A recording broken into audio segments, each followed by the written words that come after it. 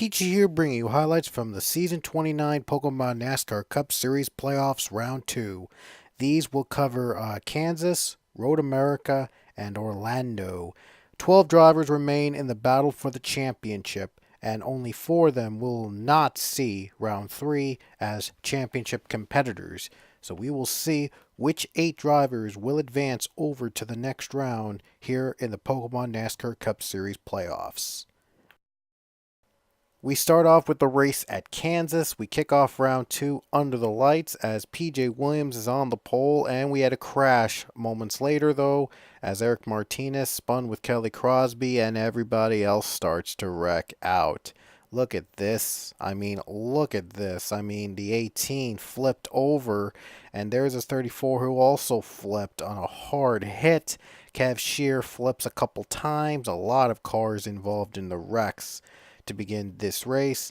Now we have a battle for second between Eric X Powers and William Brock. Both are teammates of JTG Daughtry, and each are looking to get their first win of the season. Well, Brock, I think, already has a win this season, but not Eric X Powers, though. Powers trying to break that winless drought. And now the 37 is trying to go down low for the race lead. He gets held up by the lap traffic. The 17 holds them up, and the 78 of Philip Goldberg pulls away from second place Eric X Powers. And now the third spot, William Brock trying to pass his teammate for second. He already did that, but now Eric X Powers going to fight back, get that position back in hopes of trying to catch up with the 78. And then moments later, Brock does retaliate, and he improves and tries to get back up to second place. He does. He gets back to second. Chandler Caudell runs in third, and fourth place is PJ Williams. Look at this. Top 5 have caught up, but the 78 has already pulled away. Look at Williams getting a good run. PJ has got a good run, and he's now in second place. He's running now in second position. I do apologize for that. I was about to yawn. My apologies. It's been a long day today, but the 37, though, does get back into the second spot after all that. But moments later, more lap traffic, and it would affect the top 5 as Alex Hawkins has moved up to the top 5 as well. He's now up to second. Nice move as the 37 is held up by the 27 lap traffic. White flag, though, would come out for Philip Goldberg, and Goldberg has not let go of the lead since taking it earlier in the race. Brock gets second place from Hawkins, and Johnny Garner's the highest playoff driver running in the 4th position. And now Hawkins going to try to retaliate for second place, but Philip Goldberg comes off the final turn to cap off a dominating day here at Kansas. He takes the first race of round 2 of the playoffs. It's the second straight playoff opening race, round opening race that he has won in. And Philip Goldberg now has 2 wins this season. Both have come in playoff races. Philip Goldberg has done it again, the 3rd win for Furniture Row this season. Lopez won earlier this season. And Goldberg also won Richmond. And so to add this, 3 wins in total for Furniture Row Racing. It's been a dominating past couple races for this race team. But the 78, though, has done most of the job, even though Lopez is still running in the playoffs. But anyway, it's on the Road America, our last road course this season, and a side-by-side battle between Cody Smart and Alexander Rowe. Rowe is a playoff contender. Smart's just trying to collect a win here this season for the Wood Brothers, and he gets off to a good start here at Road America. Gets a good run off the corner. This is the longest road course, I think, on the schedule here in the series, so it is going to be very tough, and it's well worthy of a playoff race. Obviously, it's really tough. The corners are really slick sometimes, so these guys have got to be very careful when trying to make a pass at this particular racetrack. Now Josh Crash has moved up to 3rd position. The 3rd place car is now in number 14. And Leia Walker, a little high there, but she is able to keep it on track. And moments later, Gage Victini went way too high, and he hits the tire barriers. His day ends, and that brings out the first caution of the race. Then Jagger Vincent was going 3 wide with these guys right in the middle of the pack, And then just after he took that turn, his car suddenly slows and comes to a screeching halt. Something must have broken in his car, and he's holding up drivers in the back of him, and Jagger Vincent's day is ruined just like that. It's unknown what caused Jagger Vincent to stop in the middle of the racetrack, but that brought out our second caution of the race, and it's a tough break for the 20 machine as well. Was running in the top 10 until his something went wrong in his car, and his day was done. Now a battle for second on the restart. Julius Anderson is going to take it away from Alexander Rowe as Cody Smart continues to pull away. As he has always been here at Road America, he's led every lap so far. Anderson now takes second place, and third place is a fight between Rowe and Chandler Caudell, both trying to gain in each other in this race. Cody Smart would have to come to pit road though with 2 laps to go, and that would hand the lead over to Anderson. So now this has turned into a fight for the race lead. There you see Caudell going low for second now. Now they're battling for the race lead here with 2 laps to go at Road America. The 11 machine is trying to pull away from the pack, and he does so successfully.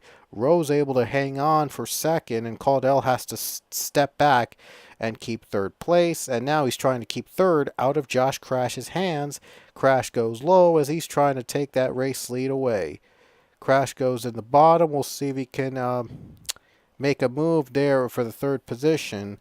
And Caudell's trying to fight back, trying to keep that podium finish here at Road America. Gabot is now up to 5th place, trying to sneak his way into the top 5. Well, he's already in the top 5, but trying to get in a higher position, trying to sneak his way into the podium. There you see the 22, that's Tony Green. And now the 27 has a lane. He'll try to take it. He's going to try to get into top 5. And he almost does, but he's getting up high, and now he's going to lose the momentum there. And coming to the white flag, the leaders come to pit. Who would have thought pit stops would be a factor here at Road America? Pit stops were non-existent in the stage format for the past races, but without stages, though, pit stops now do play a factor in these playoff races. And Leah Walker has chosen to stay out to take the race lead with the white flag waving. We'll see if the 72 has enough fuel to make it to the end and win this race. It was all decided on fuel strategy last season here at Road America, so it's not surprising that we have several drivers trying to take the gamble right here, right now. Leah Walker did win a race this season earlier at Kentucky, but she was ruled ineligible for the playoffs because she's one of my own drivers, and I wanted to have all 16 drivers be different and not have one of my own drivers ruin the playoff atmosphere that I'm trying to set up for this season. So Leah Walker, though, trying to play spoiler for all the playoff drivers that need a win to get into the next round, even though 8 of them are going to advance over to the next round anyway on points and positions and all that. But Leah Walker trying to spoil the party and trying to collect her second win of season 29 in the number 72. There you see a couple more drivers also taking gambles. There's the 78 of Goldberg, the 77 of Lopez, and the 47 William Brock. No hood. He had damage from the first lap, and that didn't bring out a yellow flag, by the way, so it must have been a little fender bender earlier. He got caught up with earlier, and that's how he got no hood. Final corners for the 72, trying to save as much fuel as possible to win here at Road America. She has experience with saving fuel like this before, learned it from Pichu and Luke Walker, and now Leah Walker is going to come off the final turn. She saves enough fuel and is going to win here at Road America, the second race of the round of 12 here in Season 29's playoffs. Leah Walker wins for the second time in Season 29, saving enough fuel to take the checkers. There you see second place is Goldberg and third place is Lopez. So 2 Furniture Row cars in the top podium in the top 3. What a great run for the Furniture Row cars. They had to save fuel to do it, though, but in the end, though, they both got podium finishes, and Cody Smart comes home 4th place. And he probably should have been the winner at this track, but of course there were gamble drivers that gambled with fuel, and their gamble paid off. Leah Walker paid off the most as she was the one collecting the win here at Road America. Here are the rest of the results from Road America as we head over to our last race of the round of 12.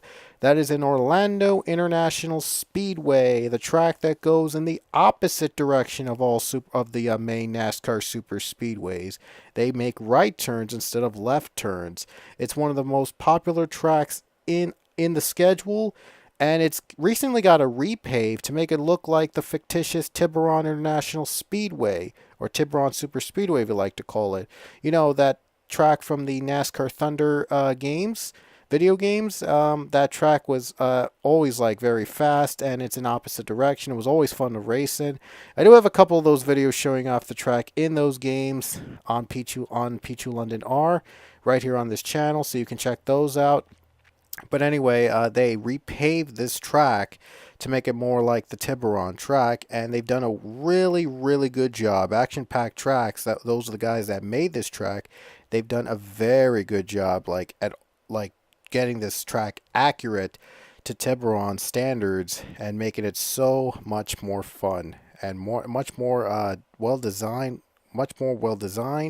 and really competitive, because Orlando, well, this one has restrictor plates, and I'm sure there's a setting to turn off the restrictor plates, but I'm going to use the restrictor plates for this race for now, and we'll see how it goes here in this new pavement and configuration of Orlando. It's not Tiburon, but it is Orlando, and it's almost like Tiburon. It's as close as Tiburon as you're going to get here in Intertown 3. Or you can just call it like that, or just probably make some changes. But it's still Orlando, and it's still awesome to see this track in action in Intertown 3. I heard they were working on Sawmill Speedway from the NASCAR Thunder 2004 game. So Sawmill's in the works, and when that track is done, you can count on it being in the Pokemon NASCAR Cup Series schedule somewhere soon. So I can't wait for Sawmill. But for now, let's enjoy Orlando. I do apologize if I'm talking out of the race, out of content from this race, but I'm just letting it all out about this track, and APT doing a great job at this exact configuration and all that good stuff. So thanks, APT, for this wonderful, wonderful track. But anyway, we did have a spin in the back. You saw three drivers spinning, but no caution coming out. They were in the back of the pack anyway. A lot of battles before the race lead. They're going 3 wide, even 4 wide. This is what the track is all about. Getting all these drivers together in the opposite direction, all racing, trying to compete for a Tiburon trophy here at Orlando, trying to all conquer Tiburon, and most importantly for the 12 playoff drivers, trying to advance into the round of 8. Try not to be one of those 4 that would be eliminated after this race. And there was Wicken. Wicken was one of the drivers that spun earlier, and he's off pit road. He's on the apron, and he's not going to be a factor with these leaders. Thank goodness, because they're running like 3-4 wide. There's Goldberg and Sale, the other 2 cars involved in those spins earlier, what you saw earlier tonight. And the 6 machine, Richardson's going to go for the race lead. Surprisingly, the lead battles for the lead have only been 2 wide, 3 wide at best, but the drivers in the back are battling at 4 wide. It's crazy. It's what you expect at a super speedway. And one little slip up could cause a big crash. We saw at Talladega, the very first lap, Leah Walker wrecks and took almost everybody out. Half the field went out of the race in Talladega because of that one big one and the very first lap. We didn't have that, thankfully, here at Orlando, but still, it could happen at any time from the looks of it. So these guys have got to be very careful as to trying to stay in their line, trying not to make any sudden movements, trying to be patient, all that stuff. Josh, Crash, and Pichu now battle for the lead. Crash has the advantage on the bottom. This track still has that bottom lane, the best line. It's always been the best line for most, if not all, of the tracks here. we've run here in our town 3. So, yeah, it's not surprising that the bottom is the best line to take.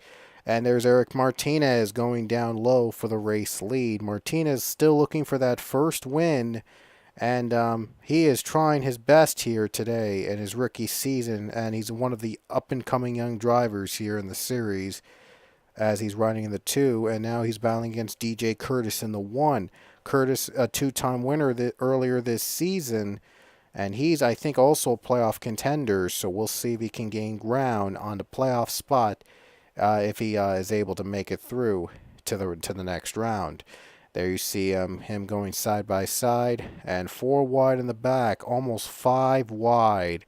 And surprisingly, though, the battle for the lead has been pretty tame, other than cars passing like almost every single time in every turn in Orlando. The cars have not really battled much since then.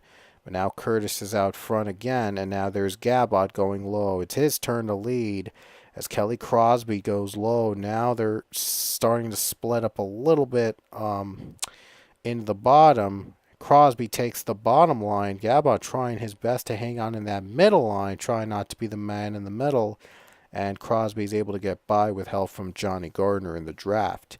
And Crosby also seeking her first win of her career. Also been very close to getting her first win. Almost won at Dover, by the way, earlier this season. And she would love to have won that race. But here comes the 7, Johnny Gardner, former champion and still a playoff driver, trying to win another championship, trying to win to get himself into the round of 8. Hasn't been a great round 2 for Gardner, and he's hoping to stay alive in the playoff picture heading into the 3rd round, and Gardner takes that race lead. The 21 of Cody Smart goes low. Smart going down to the bottom. Oh boy, whoa, Gardner trying to block him, but it's just no use for him to try to block as Cody Smart is able to get by the 7 for the race lead. Paul Minnick is there as well, and it looks like Setuan and Fernandad Gabot a little too close down the middle, but thankfully, though, they're not wrecking, so that's really a big sigh of relief, because one little slip-up, like I said, could cause a huge, huge crash. Here we go. Paul Minnick goes down low. Minnick takes it over Alexander Rowe. Rowe gets the drafting help, though, from Paul Barber. Rowe needs to win this in order to get into the playoffs. He's all to the next round, I should say. Next round of the playoffs. Rowe has done a good job, though, so far, but it's only a matter of time before these guys start to, all be competitive and hungry for this win here at Orlando. It's definitely a must-win for all these drivers to win here at Orlando.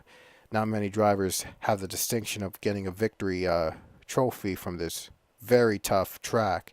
Paul Barber down low again, trying to pass, hopes to get the line from the 47, trying to get a draft. And there you see him. They're going 3 wide now. Luke Walker trying to sneak his way into the front. Oh, no, there's a spin. There is a spin. Zach Fitzwater's around. That's going to bring the caution. And with 3 laps to go under yellow, we will have overtime here in Orlando. What more exciting could that be? But now they're racing back to see who leads to overtime. And it's going to be Paul Barber that leads into the overtime period. There you see the crash in slow motion. The Ford machine got turned around and into the wall he went. And then moments later, more wrecking. Alonso spins. Josh Crash. Eric Martinez. And look at this. James Richardson.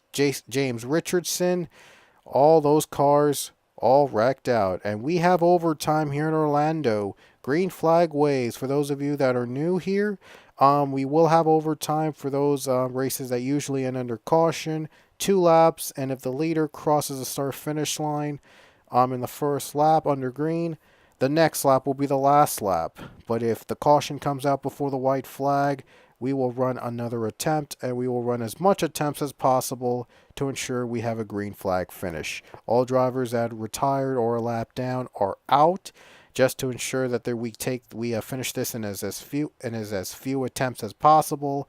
And right now, they're 3 wide. They came back to, they're back to where they started. Like, they take it right from the top. The 47, William Brock is your leader. They're coming to the white flag. Anybody could win here at Orlando. Who's going to be the lucky one that wins it here today? White flag in the air. 3 wide for the lead. Williams Acevedo all making it a battle. Who's going to take the checkers here at Orlando? It's going to get intense. 3 wide for the race lead. 41 John Gilbert down low. Crosby also in the low lane, the preferred lane. Williams trying to hang on, trying to advance to the next round. Here comes Gilbert. Can Gilbert make a move? 2 turns left. John Gilbert, he's getting help from Crosby, and Gilbert trying to clear the 13. 2 turns away from the checkers. Someone's going to win here tonight. Gilbert down low. Here he comes for the lead. Coming down the final turn. And Gilbert has enough. Will Williams fight back? Down the final turn into the checkers. And Orlando is going to go to John Gilbert. He wins. John Gilbert finally gets his first career Pokemon NASCAR Cup Series win. Finally gets it after all these seasons competing. John Gilbert is finally a race winner, and he got it at one of the toughest tracks in the schedule, Orlando. What a ride for the 41. What an amazing battle it is for John. It was for John Gilbert. He was able to overcome that and win. And here are the results, the rest of the results on the screen, as we're about to show you the point standings for the round of 12 and which 8 drivers will advance to the next round. There you see all the drivers that advance on the screen. Gardner, Andrews, Acevedo, Fitzwater, Crash, Williams, Lopez, Gabot. Williams and Lopez both had equal best finishes, so the second best finishes break the tie. Williams has that over Lopez. Shear, Rowe, Hartnett, and Powers see their championship hopes come to an end. We will see you guys at our next highlight video, which will show all 3 races from the round of 8 and which 4 drivers will compete for the championship at St. Joltis. We'll see you next time.